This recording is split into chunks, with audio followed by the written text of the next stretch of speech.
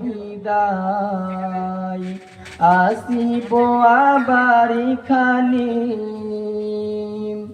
বিদায় বেলায় সালাম জানাই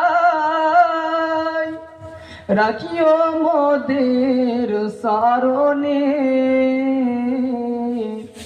এ বিদায় নয় চির বিদায় আসিব আবার এখানে দীর্ঘদিন ছিলাম মোরাম এই জয়রাম বাটি মাদ্রাসায়